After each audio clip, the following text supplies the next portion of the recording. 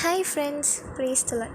இன்றைக்கி நம்ம க்ரியேஷன் பற்றி தான் இந்த வீடியோவில் பார்க்க போகிறோம். ஓகே, இப்போ யாராச்சும் உங்களை நம்ம எங்கே வாழ்கிறோம் அப்படின்னு கேட்டாங்கன்னா நீங்கள் யோசிக்காமல் ஏர்த்துன்னு சொல்வீங்க.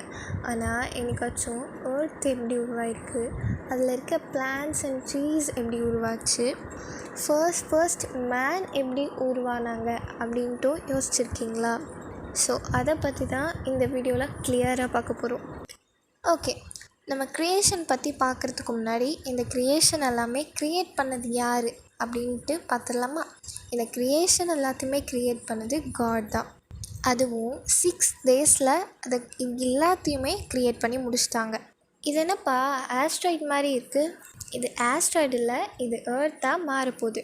ஆமாங்க, ஏர்த்தில் ட்ரீஸ் பிளான்ட்ஸ் எல்லாமே உருவாகிறதுக்கு முன்னாடி ஏர்த் இப்படி தான் இருந்துச்சு. அது மட்டும் இல்லை, ஏர்த் ஃபுல்லாமே ஒரு இருட்டால் சூழ்ந்துருந்துச்சு. இதை பார்த்த காடு வெளிச்சம் உண்டாக கடவுது அப்படின்னு சொன்னாங்க. அப்படி சொன்ன உடனே வெளிச்சம் உண்டாயிருச்சு. வெளிச்சத்துக்கு பகல்னும் இருளுக்கு இரவுனும் காட் பேர் வச்சாங்க. வெளிச்சத்தையும் இருளையும் வெவ்வேறாக பிரித்தாங்க. இதுதான் காட் ஃபர்ஸ்ட் டே க்ரியேட் பண்ணது. நெக்ஸ்ட்டு காட் ஆகாய விரிவை உண்டாக்குனார்.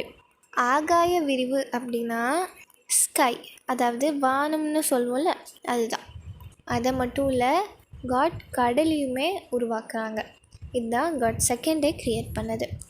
அதுக்கப்புறமா செடி கொடிகள், மரம், புல், ஃப்ளார்ஸு அப்படின்னு எல்லாத்தையுமே உருவாக்குறாங்க. இது காட் தேர்ட் டே க்ரியேட் பண்ணுது. அதுக்கப்புறமா காட் வானத்தில் சுடர்களை உண்டாக்குனார்.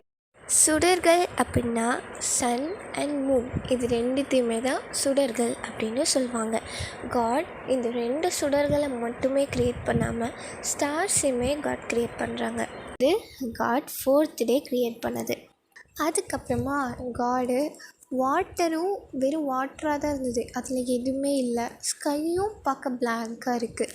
அதனால் தண்ணியில் வாழ்கிற ஃபிஷ்ஷு, வேல் இந்த மாதிரி நிறைய உருவாக்கலாம் அப்படின்னு வானத்தில் பறக்கிற பேர்ட்ஸையுமே நிறைய உருவாக்குனாங்க. இது காடு 5th டே க்ரியேட் பண்ணது.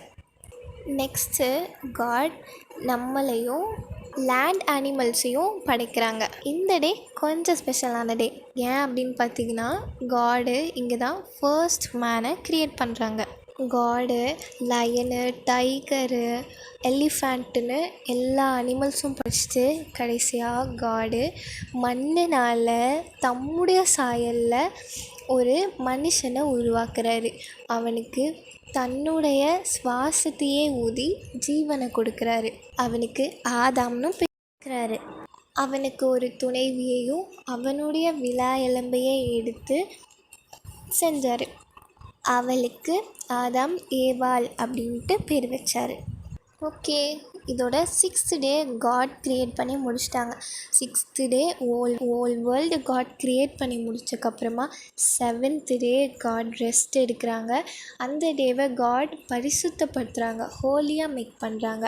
இதுக்கப்புறமா ஆதம் அண்ட் ஏவாள் எப்படி வாழ்கிறாங்க, என்ன பண்ணுறாங்க அப்படின்றத அடுத்த வீடியோவில் பார்க்கலாம். இது வரைக்கும் வீடியோவை ஃபுல்லாக பார்த்துருப்பீங்கன்னு நினைக்கிறேன். பாய்.